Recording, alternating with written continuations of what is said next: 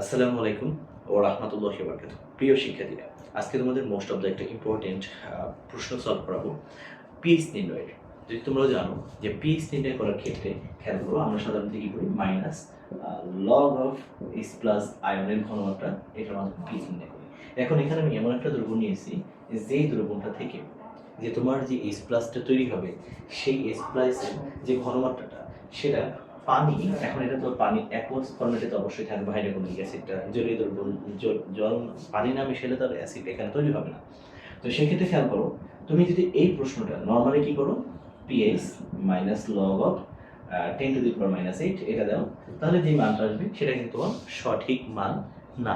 এই পদ্ধতিতে বা প্রসিডিউরে যদি এটা পিএইচ নির্ণয় করো তাহলে সেটা হবে না। যখন কোনো অ্যাসিডের ঘনমাত্রা তোমার পানির ঘনমাত্রার তুলনা, মানে পানি থেকে তুমি যে এইচ প্লাসটা পাবা, অর্থাৎ হাইড্রোনিয়াম আয়নের যে ঘনমাত্রাটা আমরা সাধারণত পাই, অর্থাৎ পানিকে ভাঙলে ধরো একটা এইচ প্লাস পাচ্ছে আর একটা ওএইচ মাইনাস পাচ্ছে। আমরা জানি পানি হচ্ছে আয়নিক গুণফল হচ্ছে 1×4, সেক্ষেত্রে এইচ প্লাসের ঘনমাত্রা থাকে হচ্ছে 1×−7।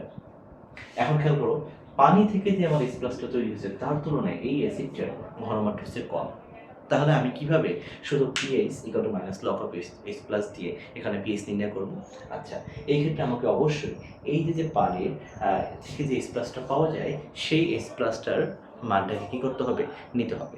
এখন কথা হচ্ছে, তাহলে এখানে প্রকৃত অর্থে এইচ প্লাসের মান কী করবো? আমি কি 10⁻⁸ এবং 10⁻⁷ যোগ করে দিয়ে তার থেকে পিএইচ নির্ণয় করবো, নাকি অন্য কোনো প্রসিডিউর আছে? দেখো, তুমি যদি এখানে এইচ প্লাসের টোটাল ঘনমাত্রাটা বের করতে চাও তাহলে 10⁻⁸, 10⁻⁷, এখানে ধরো যে মানটা পাবা, ধরো 10⁻⁷, 8 -15, তুমি এখান থেকে কী করলে, যোগ করে দিয়ে মাইনাস পিএইচ বের করলাম, মাইনাস লগ অফ 10⁻⁻15, এখান থেকে তুমি মানটা বের করলো।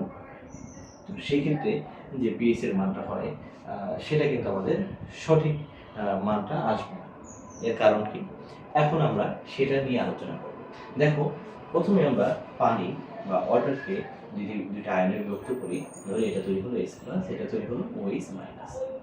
তো পানি থেকে যে হাইড্রোজেন আয়ন তৈরি হলো সেটার ঘনমাত্রাকে আমরা ধরলাম এক্স মোলারিটি, এবং এই ওএইচ যেটা তৈরি হলো সেটাও তৈরি হলো এক্স মোলারিটি। এবং আমরা এক্ষেত্রে জানি যে এই যে পানি থেকে এটা বিয়োজিত হয়ে তৈরি হবে, সেই পানির আয়নিক গুণফলের মান হচ্ছে তোমার কত, 1×10⁻⁻14। এখন আমার কাছে যে HCl অ্যাসিডটা আছে, সেই HCl অ্যাসিডটাও যদি আমরা বিয়োজিত করি, সেটা বিয়োজিত হয়ে তৈরি হয় কী হবে, H প্লাস আয়ন এবং ক্লোরাইড মাইনাস আয়ন। এখন খেয়াল করো তো, আমার দ্রবণে টোটাল এটার পরিমাণ হচ্ছে 10⁻⁸। তাহলে দ্রবণে টোটাল H প্লাস আছে কতটুকু? H প্লাস আছে হচ্ছে আমাদের x×10⁻⁸। আমরা জানি দ্রবণে যে টোটাল H পানিটা আছে সেই H plus into OH minus ionic গুণফলের মান হবে কত, 1×10⁻⁴।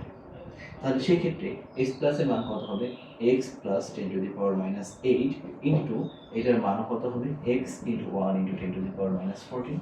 তাহলে এখান থেকে আমাকে মূলত কী করতে হবে, x² 10⁻⁸ ইন্টু x, 1×10⁻⁴।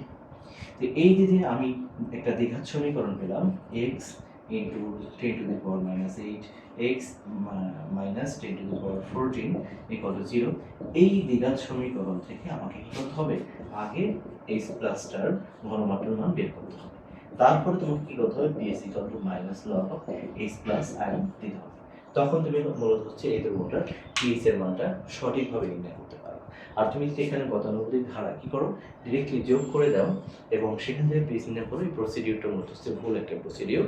তো আমরা জলীয় দ্রবণে যদি কোনো একটা অ্যাসিডের ঘনমাত্রা পানির H প্লাস যে পাই 10⁻⁷, তার থেকে কম দেওয়া থাকে, তাহলে মূলত আমরা এই পদ্ধতিতে কী করবো, এই দ্রবণটার পিএইচ নির্ণয় করবো। আশা করি তোমরা বিষয়টা বুঝতে পারতেছো। অবশ্যই ভিডিওটা ভালো লাগলে বেশি বেশি শেয়ার করবো। আজকে এই পর্যন্তই। সবার সুস্থ কামনা করে শেষ করছি।